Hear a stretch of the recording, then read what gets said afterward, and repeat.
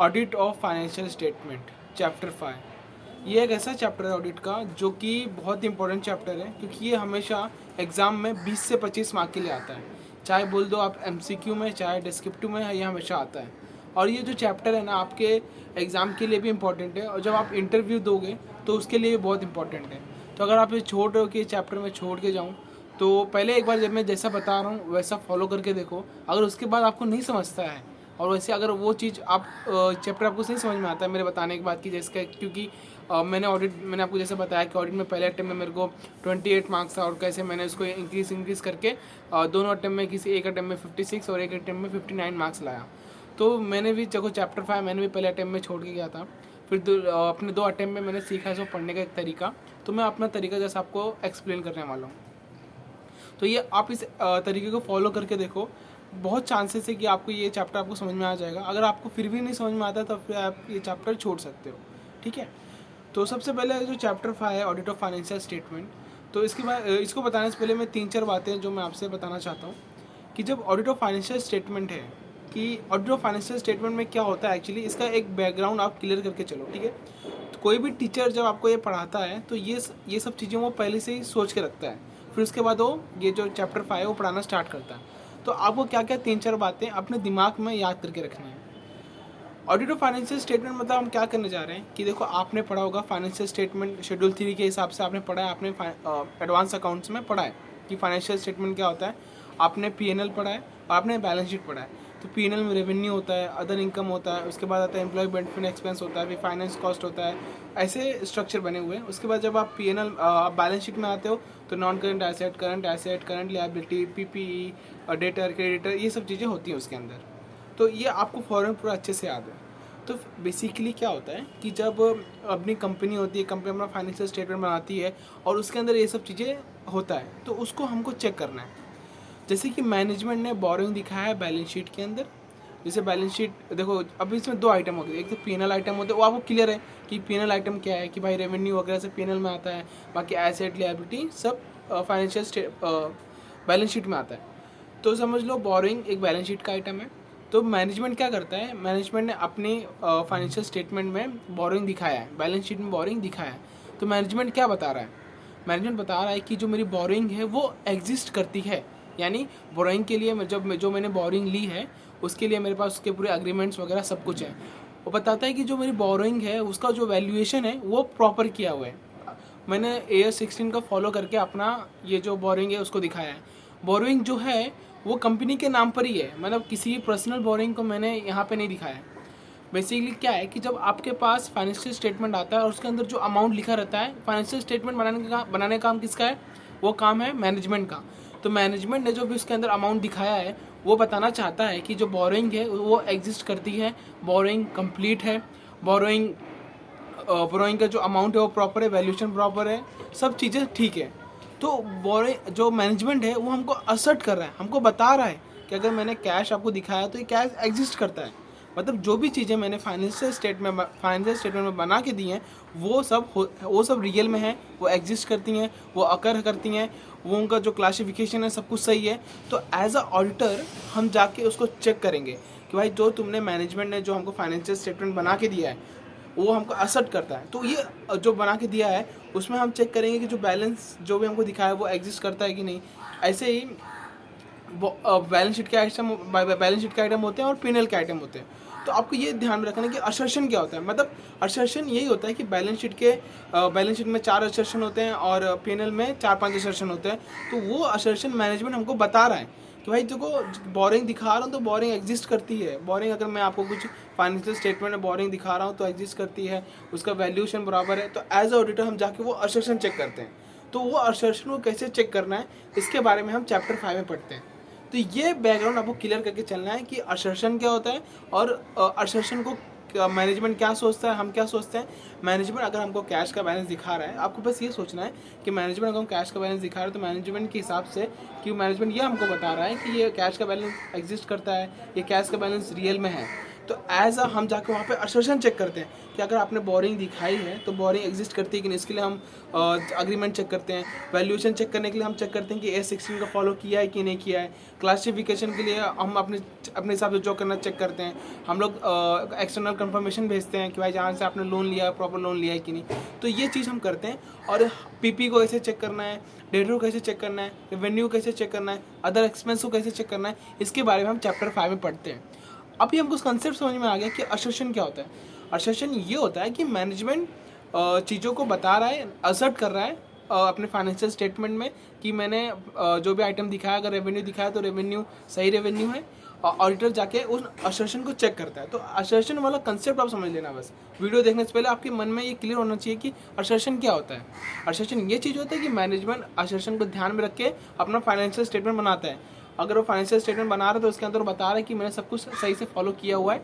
उसके बाद हम जाके चेक करते हैं कि वो एग्जिस्ट करता है क्या, वो रियल में है कि नहीं, उसका क्लासिफिकेशन बराबर है कि नहीं, उसका कट ऑफ प्रोसीजर बराबर है कि नहीं, सही पीरियड में रिकॉर्ड हुआ है कि नहीं। ये सब चीज़ें जाके हम चेक करते हैं। तो इसको कैसे चेक करना है इसके बारे में हमको चैप्टर 5 में बताया गया है। तो इसका हम रेवेन्यू को चेक करना सीखते हैं। पहले हम देखते हैं कि पहले हम P&L का आइटम देखते हैं कैसे चेक करना है, उसके बाद हम बैलेंस शीट का आइटम चेक करते हैं। मेरा यहाँ पे काम देखो, मैं आपको पढ़ाने नहीं आया हूँ, मैं आपको बस समझा रहा हूँ कि बेसिक चीज़ है कि हाँ हम क्या कर रहे हैं, ओवरऑल व्यू है कि हाँ ये करने जा रहे हैं। इसके बाद जब आप वीडियो लेक्चर देखोगे ना तब आपके दिमाग में समझेगा कि भाई क्या करना है। भाई P&L का आइटम है, बैलेंस शीट का आइटम है, P&L का आइटम को चेक कैसे करूँगा, बैलेंस शीट का आइटम को कैसे चेक करूँगा। अभी बैलेंस शीट के आइटम में 4 असर्शन होते हैं, ERCV एग्जिस्टेंस, और एग्जिस्टेंस को कैसे चेक करना है, बैलेंस शीट के और क्लासिफिकेशन कैसे चेक करना है। जो भी चीज़ें हैं वो सब आप टीचर से पढ़ोगे तो आप ये सब आपको चीज़ें क्लियर हो गया। तो अब आपको रिवीजन लेक्चर किसका देखना और कैसे पढ़ना है, ठीक है। देखो मैं आपको बता दूं, कोई भी, मैं हमेशा यही बोलता हूँ कि आपके पास नोट्स अच्छे होने चाहिए, क्योंकि लोगों ने नोट्स पे इतना प्रेफरेंस नहीं देते, लोग समझने पे जाते हैं। अगर आपको समझ में जो आ जाएगा, पर एक दिन पहले आप कैसे रिवाइज करोगे, ये सब चीज़ों को कैसे पढ़ना है।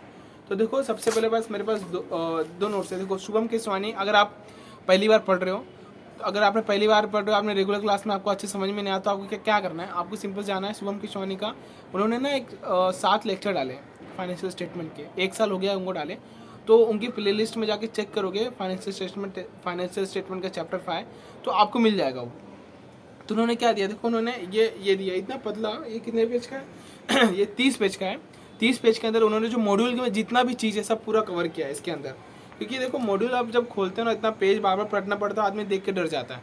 तो मॉड्यूल को तो हटा दो साइड में, क्योंकि इसे मॉड्यूल पूरा कवर किया हुआ है। देखो ये चीज़ें, ये 30 पेज का है। और उन्होंने बोर्ड नोट्स, जिसमें जो बोर्ड नोट्स यूज़ किए हैं ना, उसका भी आपको प्रिंट आउट ले लेना है, ठीक है। देखो प्रिंट आउट, तो आपको पढ़ना कैसे, देखो शुभम केशवानी जब अब 7 लेक्चर है, वो 7 लेक्चर आपको एक दिन में एक लेक्चर बैठ के, जैसा आपको टाइम लगता है उसके हिसाब से लेक्चर देखना है। एक दिन में एक लेक्चर देखना है, क्योंकि देखो ऑडिट सब्जेक्ट है ना, आपको रोज़ 2-2 घंटा देना पड़ेगा। ऐसा नहीं है कि आपने ऑडिट को एक बार अच्छा खासा टाइम दे के 3-4 दिन दे के 1-2 हफ्ता दे के आपने निपटा दिया, उसके बाद ऑडिट आपको नहीं उठाना है। ऑडिट आपको रोज़ और उसका टच में रहना है कि हाँ भाई रोज ऑडिट के टच में रहो। अगर ऑडिट के टच में नहीं रहोगे ना तो फिर ऑडिट भूल जाओगे। एक बार ऑडिट, 1-2 बार ऑडिट के टच में रहोगे तो सब चीज़ दिमाग में रहेंगी। तो अभी आपको क्या करना है, देखो आप चैप्टर, जैसे आपका 7 चैप्टर है, मतलब 7 लेक्चर है उनका, ठीक है। तो आपको क्या करना है कि चैप्टर आपने जब पहला लेक्चर खोला तो उन्होंने पढ़ाया है, ठीक है। उन्होंने पढ़ाया है, सबसे पहले उन्होंने नोट्स का यूज़ किया है, ये जो 30 पेज का नोट्स है, और अपना बोर्ड नोट्स का यूज़ किया है। तो आपको पढ़ना कैसे, देखो सबसे पहले वो क्या करते हैं कि पहले आपको, जैसे उन्होंने सबसे पहले शेयर कैपिटल पढ़ाया है, ठीक है। और बैलेंस शीट का आइटम है शेयर कैपिटल। तो पहले वो बताएंगे कि उन्होंने सब समझाया कि भाई असर्शन वगैरह उन्होंने भी सब समझाया है, पर एज आ कि भाई मैं भी आपको बता दूं क्या चीज़ कैसे होती है। उन्होंने OC ACC अपना एक निमोनिक दिया है कि भाई बैलेंस शीट के लिए ERCV है, एग्जिस्टेंट राइट्स वैल्यूएशन कंप्लीटनेस, और प्रॉफिट और लॉस के लिए OC ACC दिया है, अकरेंस वगैरह, क्योंकि बैलेंस शीट में राइट्स हो जाता है और P&L में अकरेंस हो जाता है। तो ऐसा सब चीज़ें वो कंसेप्ट वो समझा देंगे आपको। मैं बता रहा हूँ कि पढ़ना कैसे। तो जैसे शेयर कैपिटल है, कि पहला आप पेज खोलोगे तो ये शेयर कैपिटल है, तो इसके अंदर उन्होंने सब पॉइंट्स वगैरह दे दिया है कि ऑडिट प्रोसीजर शेयर कैपिटल को आप कैसे चेक करोगे। तो ठीक है, तो एक बार अपने वो बोर्ड नोट से पढ़ाएंगे आपको, तो बोर्ड नोट्स का भी आपको जीरोक्स ले लेना है। देखो बोर्ड नोट्स इतना अच्छा ना इनका, देखो आपको उल्टा दिख रहा होगा, बोर्ड नोट्स कैसा है देखो मैं बताता हूँ आपको।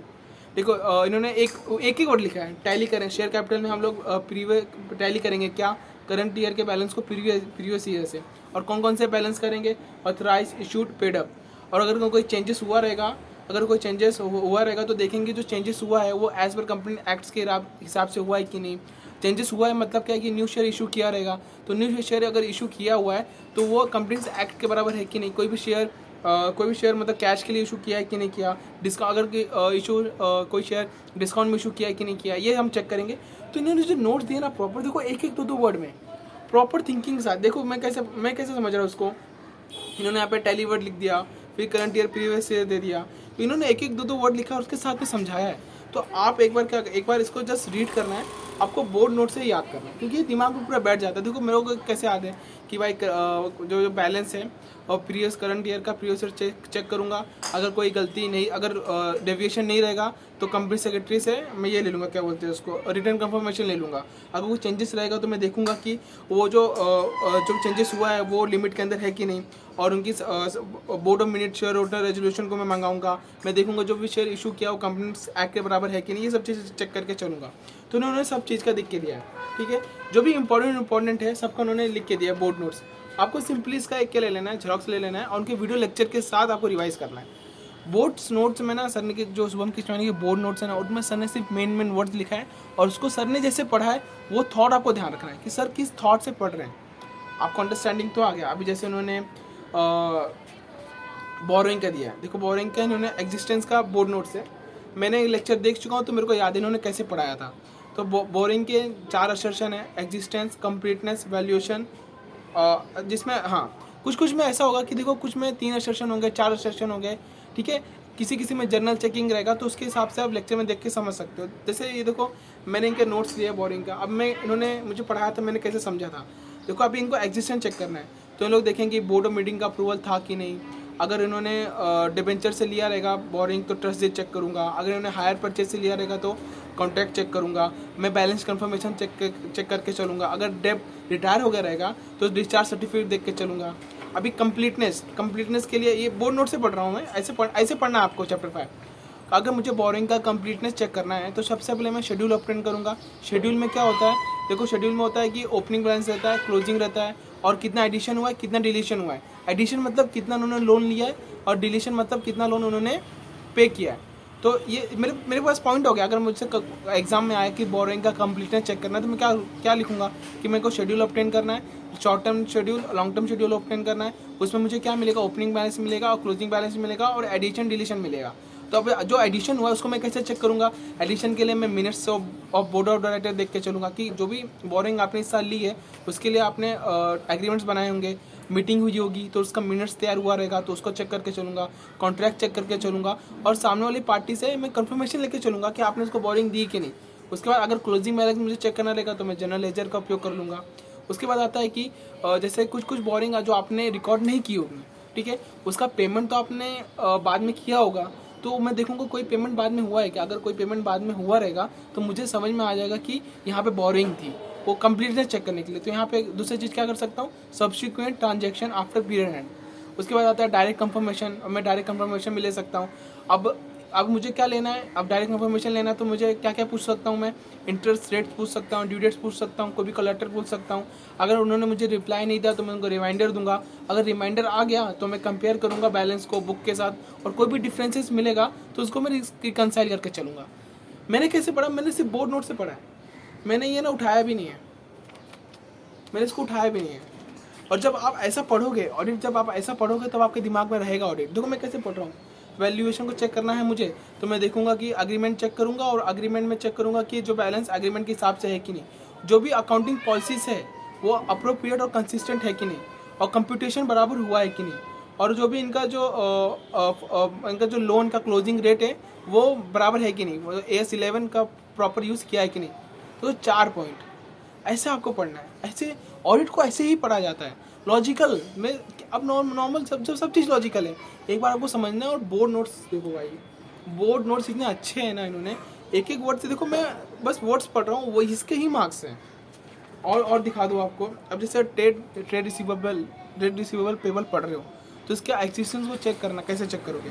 तो देखो मैं कैसे पढ़ रहा हूँ, सिर्फ बोर्ड नोट से पढ़ रहा हूँ, क्योंकि मैंने बोर्ड नोट्स अगर सर ने जैसा समझाया था, सर भी ऐसे ही पढ़ाएंगे, तो उनके मैंने थॉट को समझा और अपने अंदर ले लिया, और वैसे ही मैं पढ़ता हूँ। हर बार रिवाइज में वैसे करता हूँ। देखो अगर मुझे ट्रेड पेपर रिवाइज करना है तो मैं कैसे रिवाइज करूँगा, ट्रेड पेबल का एक्सिस्टेंस, अगर मुझे मतलब ट्रेड पेबल मुझे किसी को पैसा देना है, ठीक है, तो सबसे पहले मैं इनवॉइस चेक करके चलूँगा। और अकाउंट पेबल एजिंग रिपोर्ट, मतलब कितना पैसा किसको कब से बाकी है वो भी चेक करके चलूँगा। और डायरेक्ट कंफर्मेशन लेके चलूँगा। आपने अगर चैप्टर 5 पढ़ा होगा तो ट्रेड पेबल में जो डायरेक्ट कंफर्मेशन है वो बहुत बड़ा है, ठीक है, उसको बहुत बड़ा है, उसको कैसे याद रखोगे आप। देखो ये इतना इतना अच्छे से समराइज करके दिया है। मैं आपको 2 मिनट बताता हूँ कि कैसे सर ने कैसे समझाया और मैंने कैसे समझा और मैं कैसे पढ़ता था इसको।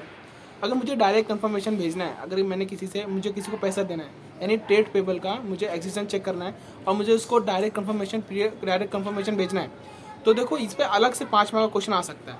तो मैं क्या करूँगा, मैं डायरेक्ट कॉन्टैक्ट करूँगा वेंडर को और उनसे कंफर्मेशन लूँगा। कौन से वेंडर करूँगा, और सिग्निफिकेंट क्रेडिटर्स को करूँगा। और कभी कभी कोई वेंडर सिग्निफिकेंट नहीं होता है पर उनका जो परचेस होता है वो मटेरियल होता है, तो वैसे लोगों को करके चलूँगा। और मेरे को डायरेक्ट कंफर्मेशन करने से पहले मैं उनसे कंसेंट मैनेजमेंट से कंसेंट ले लूँगा। अगर मैनेजमेंट ने मुझे कंसेंट नहीं दिया है तो मैं देखूंगा उसके पीछे वैलिड रीज़न है कि नहीं।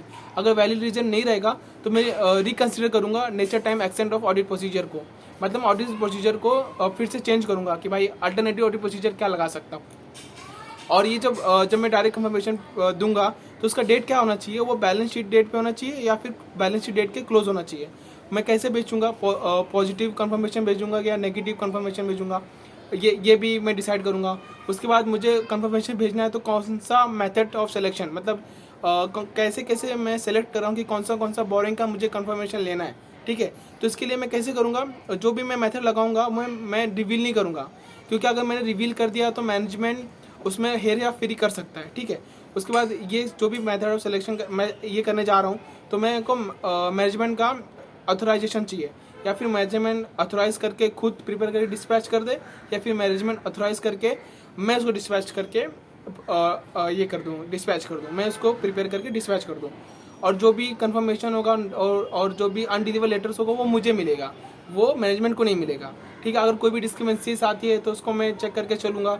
अगर कोई मुझे रिप्लाई नहीं आता है तो मैं उसको एडिशनल टेस्टिंग देख के चलूँगा। देखो ये डायरेक्ट कंफर्मेशन का, देखो मैंने बहुत पहले पढ़ा था और ये ऐसे ही मैं पढ़ता था कि सर ने भी ऐसे समझाया था, उसको मैं भी ऐसे ही पढ़ता था। आपको भी ऐसे पढ़ना है, हर एक असर्शन को, हर एक बैलेंस शीट का आइटम हो, पीनल का आइटम हो, आपको ऐसे ही पढ़ना है जैसे मैं पढ़ रहा हूँ। ऑडिट भी आपको ऐसे ही पढ़नी है, मैं ऐसे ही पढ़ता था। उनको जो भी मुझे जैसे कि मुझे नोट से नहीं समझ में आ रहा है, ठीक है, मुझे नोट से समझ में नहीं आ रहा है, इसमें ऐसे लाइन बाय लाइन लिखा हुआ है, तो मैं ना ऐसे बोर्ड नोट से पढ़ता था, क्योंकि एक एक दो वर्ड को ना आप अच्छे से समझ के पढ़ सकते हो, इसलिए ये इतना अच्छा हो जाता है। बोर्ड नोट्स ये एक्चुअली ना शुभम केशवानी खुद के नोट्स हैं, ये सर ने ये नोट्स खुद से बनाया हुआ है, तो उनको इतना साल का एक्सपीरियंस, उनको पता है कौन कौन सा वर्ड्स इंपॉर्टेंट है, कौन कौन सा वर्ड्स इंपॉर्टेंट नहीं है, और इसको पढ़ना कैसा खुद हमको बताते हैं अपने रिवीजन लेक्चर में कि इसको कैसे पढ़ना है। और मैं ये जो भी जैसे कोई 315 है, 320 है, ऐसे तो ये बहुत हार्ड हो जाता है बुक से पढ़ना, बहुत बड़ा हो जाता है। तो बोर्ड नोट्स में मैंने ये बोर्ड नोट्स को कितने पेज का रहेगा, 18 पेज का बोर्ड नोट्स, और इतना अच्छा बोर्ड नोट्स है, इसको पढ़ लो और कोई ज़रूरत ही नहीं। जो भी इंपॉर्टेंट आइटम्स है उनको सर ने बोर्ड नोट्स बना के दिया है, और जो इंपॉर्टेंट नहीं है उसका सर ने यहाँ से पढ़ाया है। तो आप एक बार देखोगे, आप बोर्ड नोट्स का करवा लेना प्लीज़, ठीक है। बोर्ड नोट्स ज़्यादा इंपॉर्टेंट, देखो मैंने कैसे अभी आपको पढ़ के सुना, मैंने बोरिंग बताया आपको, शेयर कैपिटल बताया, ऐसे मैं सब पढ़ता था, हर चैप्टर भी मैं ऐसे पढ़ता था। मान लो मैं ऐसे 700 पढ़ रहा हूँ ना, तो मान लो 705 मुझे समझ में नहीं आ रहा है, तो मैं ना वो बोर्ड नोट्स उनके देख लेता था एक बार, उनके फिर जीरोक्स करा लेता था। मोस्टली मैंने सबके बोर्ड नोट्स के जीरोक्स करवा लिए थे, क्योंकि मुझे ना जो टॉपिक अगर मुझे उनकी नोट से नहीं समझ रहा है तो उनके बोर्ड नोट्स उन्होंने जो पढ़ाया रहता है, मैं बोर्ड नोट से देख लेता कि वहाँ कैसे करवाया, कौन कौन से वर्ड्स इंपॉर्टेंट है। बोर्ड नोट्स कम होता है और एक दो वर्ड होता है तो समझ में आ जाता है कि हाँ भाई कि इसको लिखना, ये वर्ड आना चाहिए। मेन कीवर्ड्स का मार्क्स है, मैं अभी आपको बता दूँ, कीवर्ड्स आपके मैच होने चाहिए। आगे आजू बाजू आप कुछ भी अपने हिसाब से लिख दो, अगर आपका आंसर कीवर्ड्स 50-60% में मैच करना, आपको मार्क्स मिलेगा। मैंने आपका टे कॉपी अपने टेलीग्राम पे भेजी थी, आपने देखा रहेगा, एक एक वर्ड लिखा है, मटेरियलिटी लिखा है, मटेरियलिटी लिखा है, उसमें 1 मार्क्स मिल गया मुझे। तो मैं सिर्फ आपको बता रहा हूँ, मेरा एक्सपीरियंस बता रहा हूँ, आपके पास ऐसे नोट्स हो, अच्छे नोट्स हो, आपका कंसेप्ट क्लियर हो, और जैसा जैसे मैंने पढ़ाई की वैसा पढ़ो, आप पास नहीं होगे, आप मतलब आप पास हो जाओगे, ठीक है। थोड़ा फंबल कर रहा हूँ मैं, सॉरी। तो आप पास हो जाओगे, क्योंकि एक सही अप्रोच चाहिए, ठीक है। ऑडिट हार्ड नहीं है, देखो मैं कर सकता हूँ तो आप भी कर सकते हो, ऑडिट हार्ड नहीं है, बस ये कि उसको एक सही अप्रोच देना है, कैसे पढ़ना है, कौन सा नोट्स यूज़ करना है, क्योंकि ये सब चीज़ें इतने डिटेलिंग में नहीं जाते लोग, सब कंसेप्ट देखो, ऑडिट का कंसेप्ट ईजी है, पर उसको एक समझने का तरीका, उसको एक पढ़ने का तरीका, उसको अप्रोच करने का तरीका, लाइन बाय लाइन याद नहीं करना है हमको, वर्ड्स याद करना है। वर्ड्स भी कैसे होने चाहिए, वर्ड्स ऐसे होने चाहिए, देखो ऐसे ऐसे वर्ड चार्ट्स वाले तब दिमाग में बैठते हैं। और पढ़ना कैसे मैंने आपको भी बताया, ये 3 अटेम्प्ट मुझे भाई 1 साल लग गया ये सब चीज़ को समझने में। और अब मैं आपको अपना एक्सपीरियंस बता रहा हूँ कि ऐसा होता है। और रियल में देखो, आप जब रियल में ऐसा पढ़ोगे ना एक एक वर्ड से, तो कॉन्फिडेंस आएगा। ठीक है, आपने देखो 7 लेक्चर है, रोज़ एक एक दिन में आपको लेक्चर देखना है। जब दूसरे दिन लेक्चर देखने जाओगे, पहला दिन का रिवाइज कर लेना है, और फिर उसके बाद जब एक बार पूरा रिवाइज कर लो, तो आप फिर से आपको एक बार इससे पढ़ना है, इसे समझ के पढ़ना है, और एक बार इसको बस रीड करके चलना है, इसको बस रीड करके चलना है। और किसी किसी में असर्शन नहीं है तो उसका बस जर्नल, कि मान लो अगर रेवेन्यू कैसे चेक करोगे, सेल्स कैसे चेक करोगे, तो उसका बस जनरल चीज़ है कि हाँ इसमें क्या क्या चेक कर सकता हूँ, सेल्स में इन्वॉइस चेक कर सकता हूँ, क्या क्या क्या कर सकता हूँ सेल्स में, ठीक है, ओवर स्टेटेड है कि नहीं सेल, अंडर स्टेटेड है कि नहीं सेल वगैरह, ये सब चीज़ें आप देख के चलोगे। शुभम केसवानी ने अपने वीडियो में प्रॉपर बताया क्या कैसे करना है। ठीक है, और जो जो इम्पोर्टेंट है आइटम, वो उन्होंने इसके अंदर लिख के दिया, आपको वैसा पढ़ के चलना है। बाकी ऑडिट को एक जैसा मैंने पढ़ा आप वैसा पढ़ोगे। देखो इजी है, ऑडिट हार्ड नहीं है, आपने उसको बना लिया है हार्ड, आपने उसको अच्छे से अप्रोच नहीं रखा है, आपने अच्छे से वर्ड से याद नहीं किया, तो आपको ऑडिट हार्ड लगता है। आप एक अच्छा नोट्स लो, एक अच्छा बोर्ड नोट्स सर का प्रिंट करवा लो और उससे पढ़ो, आपको बहुत हेल्प हो जाएगी। और रही बात कि बहुत सारे अभी जैसे कि एग्ज़ाम आ रहा है, ठीक है, तो बहुत सारे डिस्ट्रैक्शन भी होंगे, उनसे उनको अवॉइड करो जितना हो सके। मुझे पता है कि कुछ ऐसा हो जाता है कि कभी कभी अब मन ही नहीं करता पढ़ने का, कि मतलब बहुत एग्जॉस्ट हो जाते हैं हम लोग। तो एक सिंपल सा ब्रेक ले लिया करो, थोड़ा 2-3 मिनट शांत बैठा करो, थोड़ा बाहर कहीं भी चले जाओ जहाँ पे कोई ना हो, थोड़ा 1-2 राउंड लगा के आ जाओ, या फिर घर में हो तो आप बाहर चले जाओ, या फिर लाइब्रेरी में हो तो थोड़ा बाहर आ जाओ, 4-5 मिनट घूमो, ठीक है, रिलैक्स हो जाओ। जब ज़्यादा टेंशन आए ना, बहुत ज़्यादा टेंशन आ रही है आपको, एग्ज़ाम का स्ट्रेस हो रहा है, एग्ज़ाम नज़दीक आ रहा है, पास आ रहा है, तो आपको बहुत ज़्यादा टेंशन हो रही है, तो आपको क्या करना है, सिंपली आपको शांत बैठना है, शांत बैठो, ठीक है, दिमाग को आप खुद का आंसर आने दो, दिमाग आपका क्या बोल रहा है, शांत बैठो और सोचो आपका दिल क्या बोल रहा है, आपका मन क्या बोल रहा है, ठीक है, उसके बाद स्टार्ट करो बस, ठीक है, उसके बाद फ्रेश स्टार्ट करो, तो आपका काम होगा। टेंशन मतलब अगर कभी भी डिमोटिवेट फील होता है तो बस ये सोचो कि मेरा क्या तरीका, मैं कोई तरीका रॉन्ग कर रहा हूँ क्या, मैं कुछ गलत कर रहा हूँ क्या, ठीक है। जब आपको नेगेटिव फील होता है तो खुद से पूछा करो कि यार मैंने कुछ गलत किया है क्या, यार मैंने ज़्यादा टाइम पास कर दिया क्या, यार मैंने आज ज़्यादा लोगों से बात कर ली क्या, या आज मैंने यूट्यूब पे ज़्यादा शॉर्ट्स देख लिया क्या, मेरा स्क्रीन टाइम ज़्यादा हो रहा है क्या, मैं टाइम पास कर रहा हूँ क्या, मुझे बुरा क्यों लग रहा है, या मैं सही तरीके से नहीं पढ़ पा रहा हूँ क्या, या मैं 12 घंटे पढ़ रहा हूँ पर उसका आउटपुट नहीं निकल रहा है यार। ऐसा खुद से कुछ क्वेश्चन पूछो और उसे डिमोटिवेट मत हो। आपको अगर ये सब चीज़ें आ रही तो अच्छी बात है, आपको इसको सुधारना है, आपके मन में एटलीस्ट अभी आ रहा है सब चीज़ें, तो ये अच्छी बात है ना, तो आप इसको सुधारो कि मैं कैसे कर सकता हूँ, अपने अप्रोच को कैसे बदलूँ, कि अगर मैं बहुत ज़्यादा बात कर रहा हूँ अपने दोस्त लोग से तो उसको कैसे अवॉइड करूँ, ठीक है।